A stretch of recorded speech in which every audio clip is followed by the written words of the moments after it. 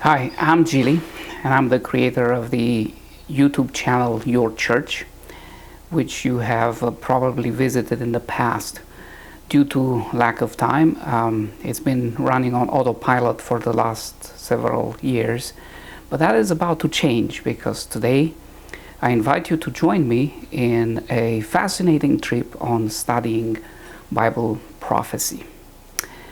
But before I start, a little disclaimer I feel is in order, and that is I'm not a theologian or some Bible expert. I'm just a Bible student like many of you, trying to understand to the best of my abilities what the Bible tells us.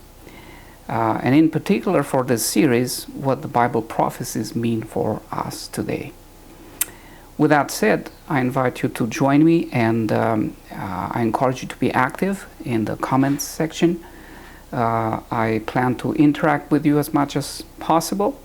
Please be aware that I chose to moderate the comments to keep the discussion on topic and to avoid unnecessary fights and distractions.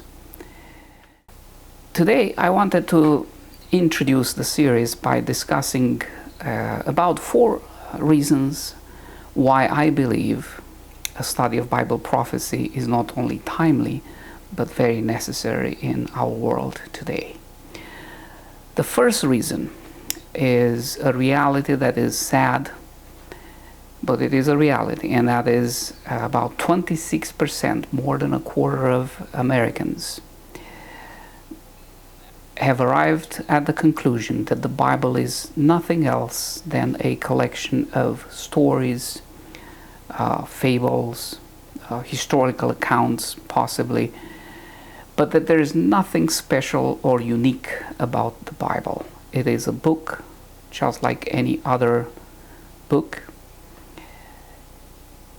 And the interesting thing, this 26% of Americans that have this belief, it has doubled since 1976 compared to 2017, when the latest Gallup poll shows this percentage that I just mentioned.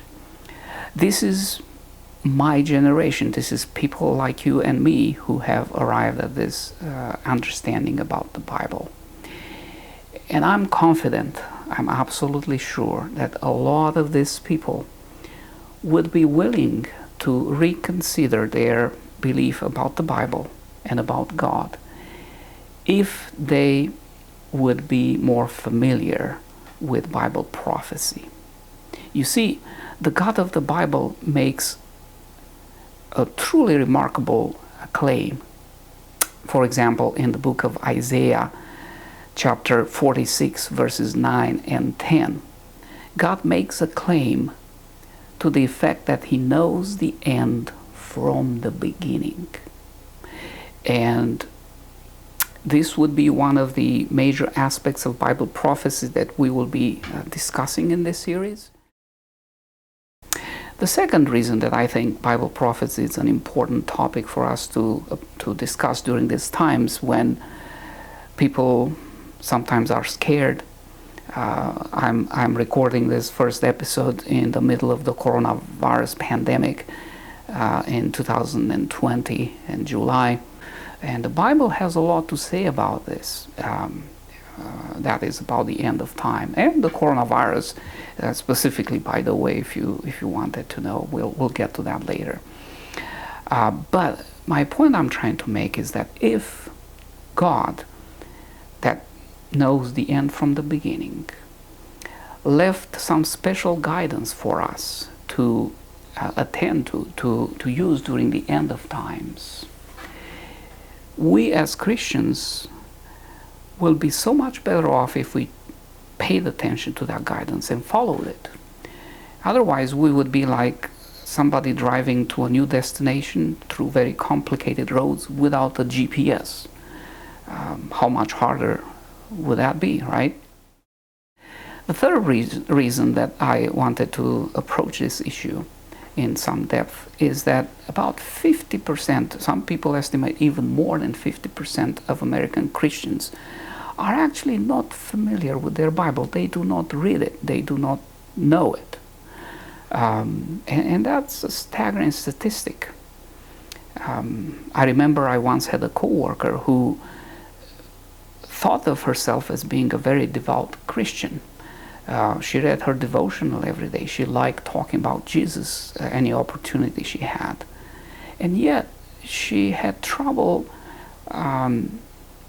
with knowing her Bible, essentially. She was not familiar with the most basic stories of the Old Testament, for example. And when I say that, please understand I'm not judging these people. In fact, I used to be one of them until not too long ago. You see, I grew up in communist Romania at a time where it was very difficult to be a practicing Christian. And I was lucky enough that my parents have been Christians. And in fact, my father is a retired pastor. And so religion and Bible stories and access to Bible have been available to me. And to some extent, I have become familiar with the basic stories of the Bible. But when it comes to Bible prophecy in particular, I have never delved into it in sufficient depth. And again, as I said in the beginning, this is my attempt to do just that, and to the extent that you will find this helpful and inspiring, I invite you to do the same. Number 4 reason, and this is probably as important as any, if not more, is that even among people who are familiar with the Bible and the Bible prophecies, there is a lot of confusion. There is a lot of what I feel misunderstanding or simplistic understanding of Bible prophecy. I mean, you just have to go on YouTube and do a simple search about Bible prophecy or American prophecy or Donald Trump in prophecy. I'm not trying to make any forays into politics, but just try and see what's out there, and it would only take a few minutes before you realize how much confusion and contradiction and different views are out there. And so this is another reason why I think we owe it to ourselves to go to the source, to go to the Bible, and try to understand what it actually says about all these issues. So, with that being said, let's get started. My plan is to first put together a foundation, a framework with some basic principles on how to interpret Bible prophecy. This will be the topic of the next video, by the way. So please make sure to subscribe if you haven't, and to activate the notification button so when I post videos in the future on this topic, you will be notified. After that, I'm planning to go to some of the major end-time prophecies from the Old and the New Testament, specifically from the books of Daniel in the Old Testament and the book of Revelation in the New Testament, and try to work our way to understand all these prophecies. And at the end of it all, I'd like to try to put them all together in an all-encompassing view of the end of times, so that we can hopefully draw all the meaning and the guidance that is necessary for us in the 21st century. Because I truly believe that we are living in the end of times.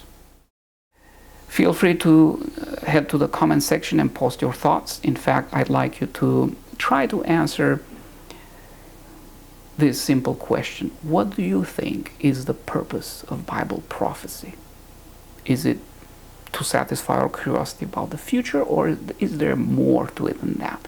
So I'm looking forward to seeing your answers to this. Until next time, may God be with you and keep you safe.